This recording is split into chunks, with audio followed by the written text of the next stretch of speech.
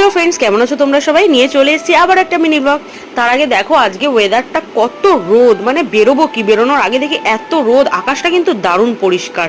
এই গরম পড়ছে প্যাচপ্যাচানি, এবার এত কষ্ট হবে না বলে বোঝানোর মতো না। তাও ঠিক আছে, কদিন আগে গরম পড়েছিল, এখন একটু গরমটা তাও হালকা কম আছে। এই দেখো একটা জেট প্লেন যাচ্ছিল, সেটাকেও ক্যামেরাতে যেটুখানি পেরেছি ক্যাপচার করার চেষ্টা করেছি। তো যাই হোক, চলো এরম একটা সিম্পল লুকেই রেডি হয়ে পড়েছিলাম।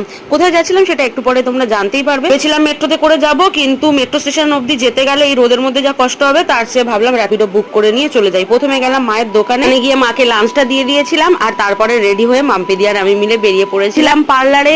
এই এতদিন ধরে ট্যান পড়া বদনগুলোকে একটু পরিষ্কার করার জন্য। পার্লারের লোকেশনটা চেঞ্জ হয়েছিল, কিন্তু রাস্তার উপর ছিল, তাই খুঁজে পেতে অসুবিধা হয়নি। পার্লারের ভেতরে যেহেতু ভিডিও অ্যালাউ না, তাই ভিডিও করতে পারিনি। কালকে ফেরার পথে কটা গাছ কিনে নিয়েছিলাম, গাছের ডিটেলস গুলো তোমাদের সাথে অন্য কোনো ভিডিওতে শেয়ার করব। যেহেতু কাল রাত্রিবেলা ভিডিওটা ইনকমপ্লিট ছিল, তাই পরের দিন সকালবেলা এসে এই ভিডিওটা নিলাম। চলো দেখা হবে পরে, টাটা।